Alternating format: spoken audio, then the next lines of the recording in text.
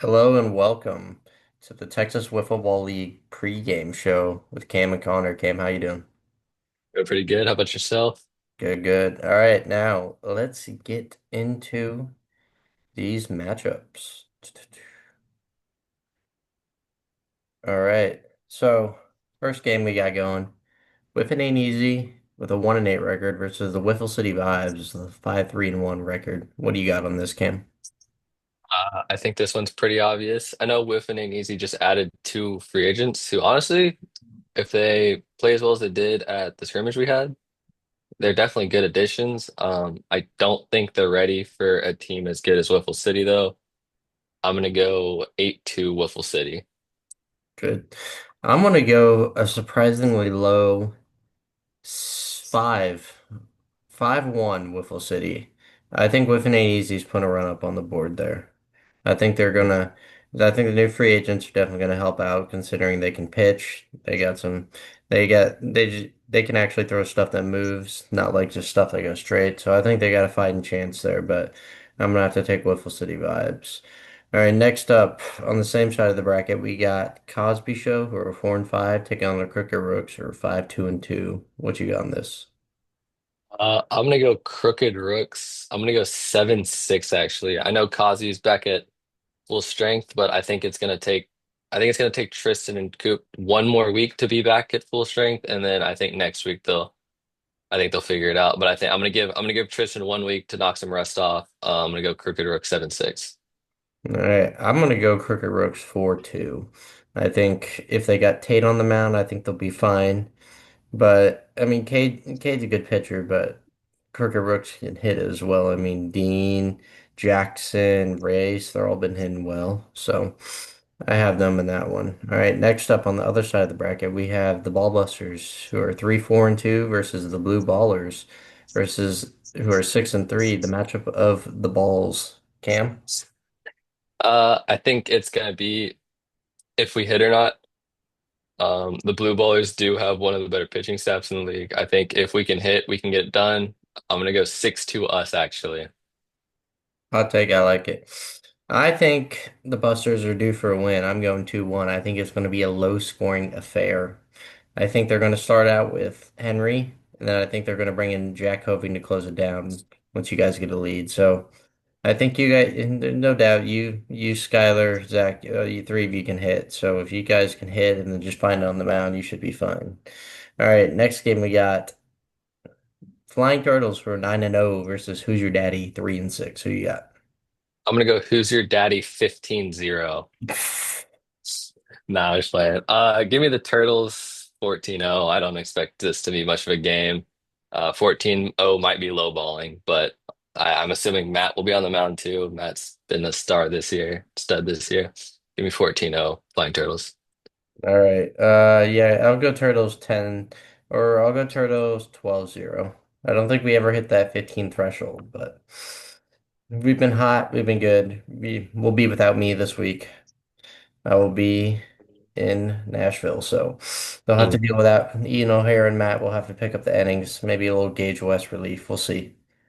But that's going to be it. All right. So out of the winners, we have that. We have it would be Vibes versus Rooks, right? I do believe that's correct. Yeah. All right, who do you got on that? I think we are going to see the Rooks in the final this year. I think they're due. I'm not going to say they've underperformed. Obviously, they're 5-2-2, but I do feel like those two total bases lost are still technically losses in the matchup. I think you give me the Crooked Rooks. Give me 5-3. I like that. I like that. I'm gonna take Rooks as well in a surprising turn. Even though vibes have been hot, Rooks can just straight up hit. It all depends if you have Race or Tate on the mound. I mean, Race is, as his nickname pertains, he is a serviceable number two, but he is not the number one. So it depends on what they see, but I'm gonna take Rooks, uh, 8-4. I think it's gonna be a bigger game. All I right, then like that. other side of the bracket, we got Flying Turtles versus Ballbusters. Or did you pick Blue Ballers or Ballbusters? I did pick the Ball Busters. I think we take it this week. We both took Ballbusters, yeah. So Turtles versus Ballbusters. Rematch from last week. What do you got? Uh, I know you're supposed to be confident in your team, but and I am. I think we're a good team. I do think having one less fielder than we need hurts so much. I'm gonna go Turtles 7-4. Good score.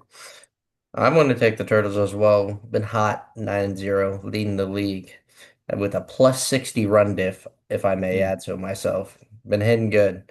So I think it's going to be a lower scoring affair. I'm going to go 3-1 Turtles. So, I like that. and yes, also having not having a fielder is a detrimental thing to you guys. If that one extra fielder definitely does help, I will say. But all right, so then finals we got Flying Turtles versus Crooked Rokes. What do you got? Give me the Crooked Rooks. Give me 4-1 Crooked Rooks. Oh, I don't know about that one, Chief, but I like we'll it. see. I respect the opinion. We'll see if the reign of the Turtles ends this week or if it continues. But I give me Turtles 2-1. I think it's going to be a closer affair. I think it's going to be a real pitching showdown. I don't think they're happy last time they threw Race, so I think we're going to see Tate.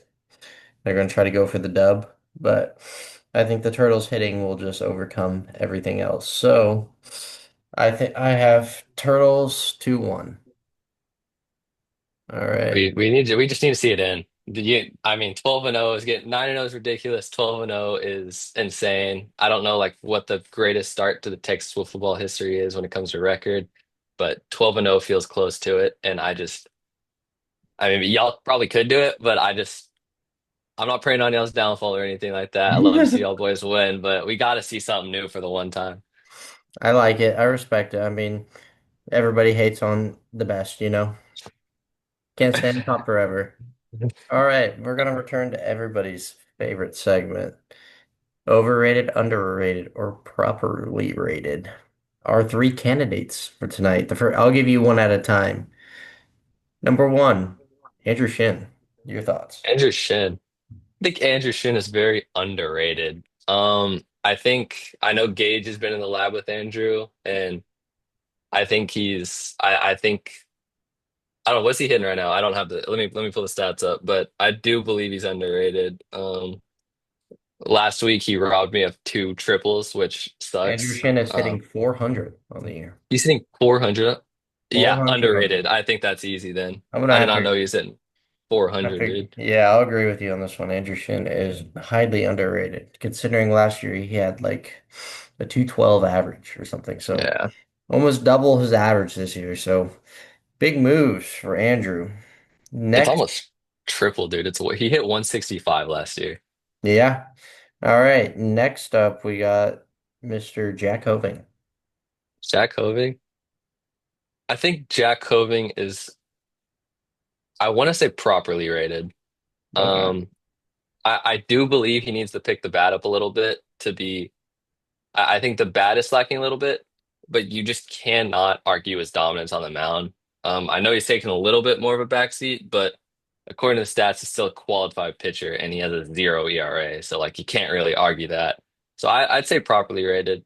Definitely needs to pick up the bat a little bit to be underrated, but as far as he's pitching as well as he is, he's going to be properly rated. I think I'm gonna go Jackson a little overrated for for Mm. my liking, just because everybody knows what he can do on the mound, but hitting, everyone is expecting Jack to be a phenomenal hitter like always, but he's appeared to slump quite a bit this year. Let's see what his average is. He's hitting 333, so a little higher than I thought, but still a little bit low for Jack's liking, but I'm sure he'll get around to it. Next up, we got the one and the only B Hum, Brian Hummel, Kirk Brooks. What's your thoughts? I mean, does anyone really have a rating on Brian Hummel? That's my question of the day. Shoot, I don't I don't think it's fair to call him like anything. I guess properly rated because I feel like when you hear Brian Hummel, you don't really have any expectations for Brian Hummel, but he'll get you a hit from here and there. He's a great team. He's a great locker room guy. Yes, he I guess is. properly rated. I just don't think. I don't know. I think might everyone give loves him. I'll give him a little bit of an underrating considering the morale boost he brings to the teams, and he never knows. Sometimes he does get out a sneaky clutch hit, but very rare occasions. But he does. He's been known to. Yeah. Yeah. Also, So did you know that team has a 7-man lineup? I saw that last does week. it That feels really? I thought insane. It I thought the does. limit was six. This is news to me. I don't know. I'm pretty sure they were rocking with 7 last week. Let me fact check myself before I. Taking away ABs from other I people. don't know. Like 7 in a lineup feels kind of crazy. Two more, and you have a full baseball team. That's what I'm saying. Like you're hitting in a 4 inning game. Like, cause I just look, yeah, cause I looked. Brian had 2 at bats last game. Yeah, you're getting two at bats at most normally. If you're end of order, like two, three if you're lucky. Yeah, It's just not a good look. Sometimes even one, depending on how the game goes. that's true. Yeah, you could hypothetically only get 1 at bat. Yeah, if you play three innings. Yeah. Yeah, that's true. So I don't know. Maybe that's what the Rook's problem is. They're hitting too many. Maybe they gotta be less afraid to use the bench. Write some pine. Yeah, little platoon option. Yeah. Little Tate bench spot. Nah, I think Tate's too good of a hitter. Let me see, but I'm pretty sure Tate's hitting too well to do that. Let's see how Tate's doing. I don't think. He Nope. has 3 Stewart hits has and a 2 homers. Tate has a 214 average, so I would Yeah, say he might need to ride some pine, but we'll see about that. yeah. He does have 2 homers on his 3 hits, though. I will give him that. So I don't know. The He's hitting stats for are power good. when he does hit it.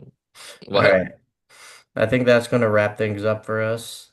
Thank you guys for tuning in, and we will see you post game on Thursday. All Take right. care.